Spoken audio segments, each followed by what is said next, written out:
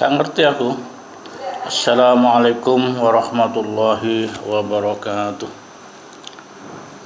Baiklah teman-teman, saya ingin sedikit menjelaskan tentang tujuan ekonomi Islam.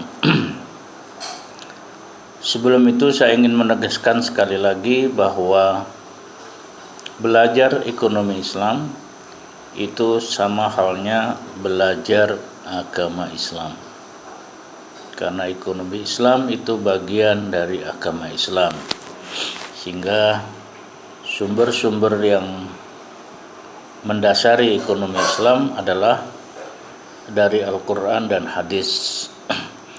Jadi mohon maaf nanti kalau dalam memberikan penjelasan saya sering mengutip ayat-ayat Al-Quran maupun hadis Nabi.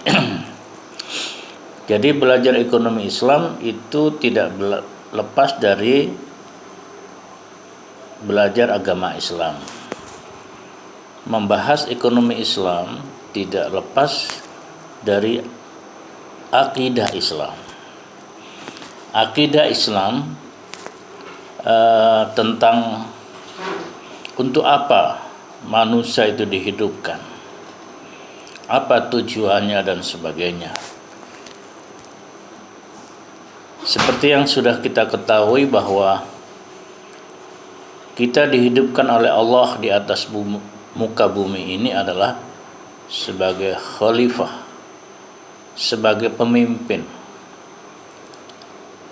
di atas bumi, sebagai wakil Tuhan di atas bumi. Ini sudah jelas ditegaskan oleh Allah dalam surat Al-Baqarah ayat 30, yaitu wa idh qala lil malaikati inni ja'ilun fil ardi khalifah qalu ataj'alu fiha may yufsidu fiha wa yasfiku ad-dima qala inni a'lamu ma la ta'lamun. Itu ayat bahwa manusia dihidupkan, manusia diciptakan di atas bumi ini ada sebagai khalifah, sebagai pemimpin di atas bumi, atau sebagai wakil Tuhan di atas bumi. Sehingga tugasnya apa sebagai seorang khalifah, sebagai seorang pemimpin, sebagai seorang wakil Tuhan? Yang pertama adalah mengabdi kepada Tuhan. Wa ma khalaqtul jinna wal insa illa liya'budun. Tidak aku ciptakan jin dan manusia kecuali untuk mengabdi kepada Allah. Jadi kehidupan seorang muslim itu sebaiknya memang seharusnya lah semua aktivitas kita dalam hidup ini harus kita niati, kita rasakan sebagai pengabdian kita kepada Allah Subhanahu wa ta'ala. Mulai bangun tidur sampai mau tidur lagi, semua aktivitas kita niati, kita rasakan mengabdi kepada Allah Subhanahu wa ta'ala. Yang kedua adalah menebar rahmat. Allah berfirman, wa ma arsalnaka illa rahmatan lil alamin.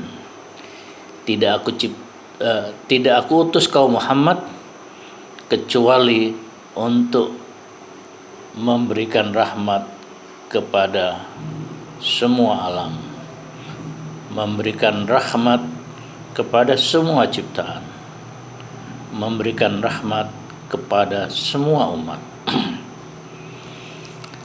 Jadi ayat ini tidak hanya untuk Nabi, umat Nabi pun berkewajiban untuk menebar rahmat, untuk menebar kedamaian, menebar rahmat kepada semua ciptaan, kepada semua alam, dan kepada semua umat. Kemudian yang ketiga adalah tugas sebagai seorang pemimpin adalah menebar kebaikan. Wa ahsin kama ahsanallahu ilaik wa la tabghil fasada fil ard innallaha la yuhibbul mufsidin. Berbuat baiklah kamu sekalian karena Allah telah berbuat baik kepada kamu. dan sekali-kali jangan berbuat kerusakan, karena Allah tidak menyukai orang-orang yang berbuat kerusakan. Itu misi kita, misi hidup kita dijadikan oleh Allah. Kita hidup di atas dunia, hidup di atas bumi ini adalah sebagai khalifah yang tujuannya adalah untuk mengabdi kepada Allah, menebar rahmat dan menebar kebaikan. Sekarang bagaimana tujuan ekonomi Islam? Tujuan ekonomi Islam juga tidak lepas dari itu semua ya.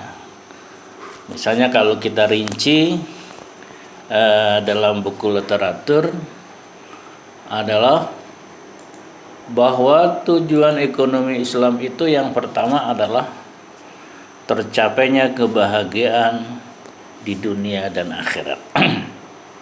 Kalau kita amati doa setiap muslim, doa setiap mukmin itu tidak lepas dari doa yang disebut dengan doa sapu jagatnya, yaitu Rabbana atina fid dunya hasanah wa fil akhirati hasanah wa qina adzabannar. Jadi tujuan hidup seorang muslim itu adalah untuk menggapai kebahagiaan dunia dan kebahagiaan akhirat. Sehingga ketika beraktivitas ekonomi, bekerja, tidak sekedar mencari nafkah, tidak sekedar mencari materi, tidak sekedar mengumpulkan uang, tapi yang dicari adalah kebahagiaan dunia dan kebahagiaan akhirat. Jadi tujuan ekonomi Islam itu adalah untuk kebahagiaan dunia dan kebahagiaan akhirat. Yang kedua adalah distribusi yang merata.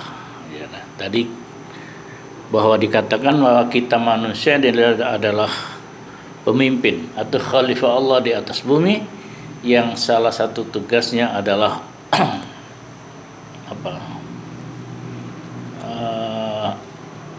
mendebar kebaikan. Termasuk dalam hal ini adalah mendistribusikan semua kebutuhan manusia untuk semua warga negara ya. Itu yang kedua. Jadi kita sebagai khalifah, sebagai pemimpin, terutama bagi pemerintah, tugasnya adalah bagaimana mendistribusikan semua kebutuhan untuk semua rakyat. Yang ketiga adalah tujuan ekonomi Islam adalah untuk tersedianya kebutuhan dasar atau basic need. Sekali lagi kita sebagai khalifah Allah di muka bumi, karena kita wakil Tuhan, Tuhan sudah mengatakan bahwa wa ma min dabbatin fil ardi illa 'alallahi rizquha wa mustawda'aha, bahwa tidak ada satu makhluk hidup pun di muka bumi kecuali semua kebutuhannya sudah dicukupi oleh Allah. Kita sebagai wakil Allah, maka terutama bagi pemerintah itu wajib hukumnya menyediakan kebutuhan pokok untuk warga negara, untuk rakyat. Jadi menyediakan kebutuhan dasar, kebutuhan pokok untuk rakyat itu adalah kewajiban pemerintah. Ini kewajiban yang sudah didelegasikan oleh Allah kepada kita, karena kita adalah wakil Tuhan. Kita adalah seorang khalifah, seorang pemimpin yang mewakili Tuhan. Wajib hukumnya bagaimana menyediakan kebutuhan pokok, basic need untuk rakyat, untuk warga negara.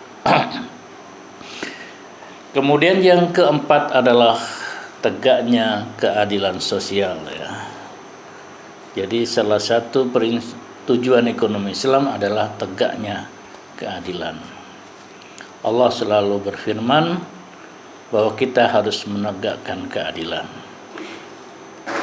Innallaha ya'muru bil adli wal ihsan wa ita'i dzil qurba, dan seterusnya ya, bahwa Allah itu memerintahkan kita untuk bertindak adil ya.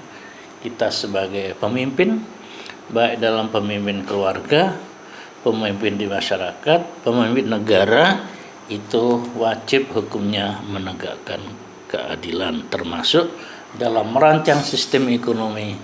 Keadilan ini sangat penting ya dalam Islam. Kemudian yang kelima adalah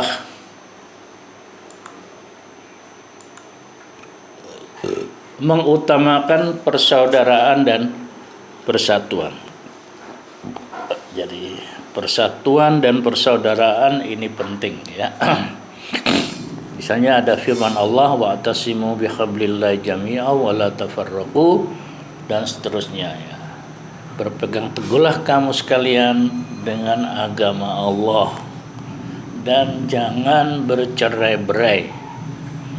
Jadi bersatulah kamu dalam agama Allah. Walaupun dalam Islam banyak aliran dan seterusnya, maka tapi kita harus, walaupun berbeda aliran, tapi kita harus bersatu berpegang teguh pada ajaran Allah, yaitu agama Islam. Jadi termasuk sistem ekonomi ini bagaimana dirancang untuk mengembangkan persaudaraan dan persatuan.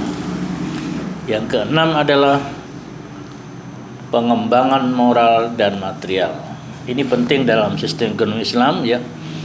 Setiap muslim dalam rangka mencari nafkah, bekerja ya, tidak sekedar mencari uang, tidak sekedar mengumpulkan materi, tidak sekedar mencari kekayaan, tetapi yang paling penting adalah moral. Moral, saya kerja ini boleh atau tidak boleh, dilarang atau dianjurkan, ini harus kita perhatikan. Misalnya ada ayat firman Allah yang berbunyi wa akhallallahu al-bai'a wa harrama riba. Allah menghalalkan jual beli, Allah menghalalkan perdagangan, tapi mengharamkan riba. Jadi seorang muslim dalam mencari nafkah tidak boleh asal mendapatkan uang, asal mendapat kekayaan, tetapi harus dipikirkan boleh atau tidak boleh, dihalalkan atau diharamkan oleh Allah Subhanahu wa taala. Sehingga rezeki yang kita peroleh tadi berkaitan dengan tujuan hidup kita untuk menggapai kebahagiaan dunia maupun kebahagiaan akhirat. Itulah beberapa penjelasan singkat saya tentang tujuan ekonomi Islam. Untuk lebih jelas, saudara pelajari di materi yang sudah ada. Kemudian ada ringkasan juga dalam bentuk PPT, harap dipelajari sebelum mengerjakan tugas. Demikian, untuk kurang lebihnya mohon maaf. Assalamualaikum warahmatullahi wabarakatuh.